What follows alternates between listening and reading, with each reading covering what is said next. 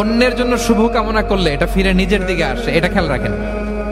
এটা একটা life hacks share করতেছি, আজীবন কাজে লাগবে। অন্যের জন্য যেটাই ভালো কামনা করবেন এটা ঘুরে আপনার দিকে আসবে। অনেকে বলে হুজুর ওর জন্য দোয়া করে আমার কি লাভ?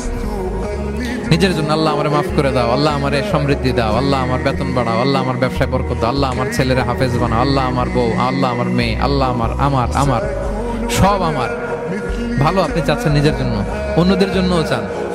আল্লাহ আমার সব ভাইদেরকে মাফ করো, আল্লাহ আল্লাহ আমার গোটা মুসলিম উম্মাকে তুমি বরকত দাও, কল্যাণ দাও, নেতৃত্বে আসার তৌফিক দাও, আল্লাহ সবাইকে সুস্বাস্থ্য দাও।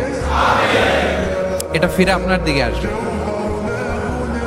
অন্যের জন্য শুভকামনা বহুগুণ বৃদ্ধি হয়ে নিজের দিকে রিটার্ন করে। বিষ্ণু সাল্লাল্লাহু এটাই বলেছেন, মা মিন আবদিন মুসলিমিন ইয়াদউ লিআখিহি বিযাহরিল গায়বি ইল্লা ক্বালা লাহুল মালাকু ওয়া লাকা বিমিসলিন।